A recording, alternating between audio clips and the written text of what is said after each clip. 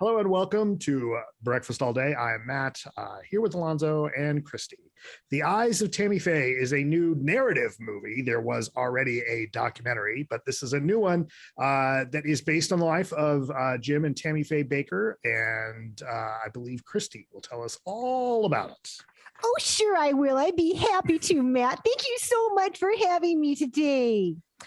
So Jessica Chastain is Tammy Faye Baker, although the whole time I felt like she sounded like Tina Fey doing Sarah Palin. It was you just distracting. sounded more like Tammy Faye in that intro than she does for most of this movie. When she introduces Jim Baker to her mom, when she brings him home to meet her mom, this is my husband. I'm like, oh my God, that is Tina Fey doing Sarah Palin. So this is basically, yeah, as Matt said, like a narrative feature version of the Fenton Bailey and Randy Barbado documentary from 2000, which was kind of groundbreaking for a couple of reasons. First, it was really playful in its structure, and like RuPaul narrated it, and it was really sweet. But it was this sympathetic, eye-opening portrayal of somebody who had been vilified and mocked for many years. Tammy Faye Baker, the wife of televangelist Jim Baker, and they forged this TV empire together. But of course, he was also embezzling, and there was all kinds of fraud, and then there was a sex scandal, but that was nothing compared to what her appearance was to the outside world, which was very easy to make fun of, with the giant thick mascara and just the heavy makeup. And, you know, she came up with this tradition of like entertaining kids about Jesus through puppetry, little Susie Moppet. And Jessica Chastain plays her with increasing amounts of prosthetics and makeup.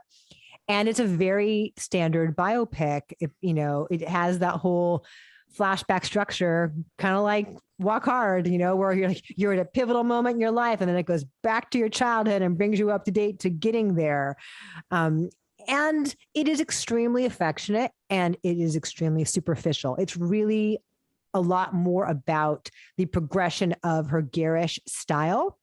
And they had a whole lot of fun with the makeup and the hair and the costumes and the interior design all throughout the 60s and 70s and the 80s. Andrew Garfield is Jim Baker. And it's how, the way she's depicted here, she truly loves him. She truly loves the Lord, and she truly loves people and connecting with people, and has that yearning to connect based on the way she was shunned as a child. Cherry Jones, who's always great, plays her mom, who is disgraced because she was divorced. And so she's been seeking love in her life ever since. But it never really digs deep as far as what she knew or how aware she was or how much she cared about the origin of their ostentatious wealth, right? You see them accumulating stuff and expanding their TV empire. And like never for a second does it question whether she knew anything or whether it was okay. And the whole Jessica Hahn scandal gets kind of brushed aside real quickly. Jessica Chastain goes for it. She's all in, and she's singing, and she's wearing the stuff, and she plays it in a totally earnest way. There's no winking. There's no irony here. No winking with the heavy sewn on eyelashes that will never come off. Because you'll never unwink if you do. Nope. It's there forever. Blink.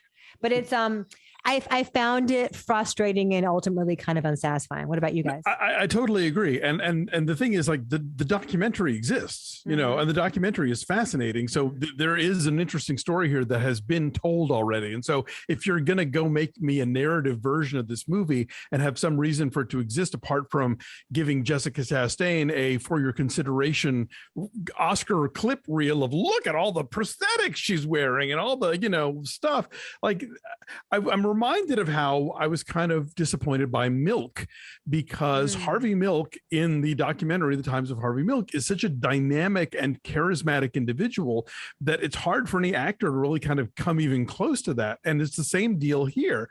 Tammy Faye Baker is like, love her or hate her or find her ridiculous, was a force of nature, and I never had that moment where I stopped seeing Jessica Chastain in makeup and she becomes Tammy Faye Baker. That moment never happened for me. There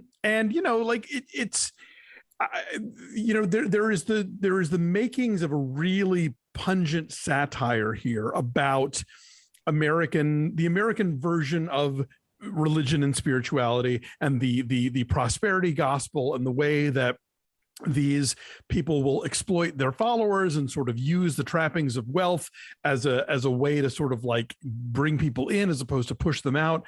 And this movie is not ever really interested in pursuing any of that. Like, I would love to see what Larry Karaszewski and Scott Alexander could have done with this woman's life.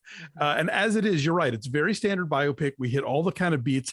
They leave a lot of stuff out. We're introduced to Ro Messner as a character, and the movie never mentions that she marries him after she divorces Jim Baker. We just see her and living then in he this, also gets nailed for corruption. Yes, but like we just see her living in this sad apartment building, trying to get like a TV show off the ground. And it's like, and they when she has this conversation with Jerry Falwell about gays in the early 70s. And it's like, that conversation never happened. Yes, Tammy Faye was absolutely very compassionate and very pro-queer. And you do see the historic moment where she interviewed a guy with AIDS on the PTL club. But like, there was no political urgency about talking about gays in the early 70s because we didn't have any clout yet, and it's like as we know from historians, the modern evangelical movement and modern conservative movement in this country pivoted towards gays and abortion so they could stop talking about white supremacy, because that had been their bread and butter up until that point, and then it suddenly became not so cool to do in public anymore.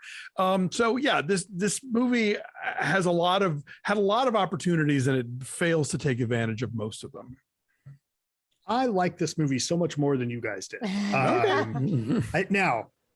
So I think what that means is, if you've never seen the documentary, you're probably going to enjoy this. Have you seen the documentary? I have not. Okay. So I followed that story at the time, but kind of lost interest after they were off TV, and then just never really followed up. Right. So this had a lot that I didn't know about. And look, like Chastain produced this. So this is very much a loving look at Tammy Faye, and doesn't really hold her accountable for any of the financial stuff that happens. The movie portrays her as a total naif, pretty much, but that worked for me for whatever reason. And I think partly, Cherry Jones her performance as her mother, I think, helps set that tone. Like, Cherry Jones is still like much, much, much later, still treating her like a little girl. And I think that, I thought that Chastain was really good in this. This is one of the things that I've liked Andrew Garfield in more than I've seen in a long time. It's got a lot of stuff that, like, oh, she fooled around with the producer and she dry humped him in a studio. Well, wasn't that dry? Her water broke. But they didn't have an affair. That's one of those moments where, like, I bet that's not exactly how this went down. Yeah. But also it's interesting just to see how that plays out in regard to the whole Jessica Hahn scandal, which is very much brushed over. Like that scandal was in revenge for what's her face, Tammy Faye's indiscretion. Right. Well, and then but there's also the implication that his male assistant had been his lover for a long time as well. Right. Which they kind of touch on, like, they skitter past as quickly as possible. Yeah, which is weird, because a gay guy wrote this movie. It's written by Abe Sylvia, who did the movie Dirty Girl and the TV show Filthy Rich. So somebody at some point decided to sort of like downplay that as much as possible. I think where this movie worked for me is that, there's a lot, especially on our side of the aisle too, it's very easy to write off, especially a televangelist, right? But the super hardcore religious type person and there's a lot of cliche, but there's a lot of like harm that those folks can do. And I was impressed that this movie could take someone like Tammy Faye and make her a really sympathetic figure. And that, like I said, it worked for me. And I liked the style, like it would switch first of all, the costumes in this are exquisite. Mitchell Travers. The costumes are as somebody who grew up in the Midwest in the 70s and 80s, those are the perfect clothes. He also worked on Hustlers and In the Heights. So in eighth grade. The costumes are terrific. The hair is terrific. I liked, I think the style of the movie, the way, the kind of montage later with some of the graphics in it.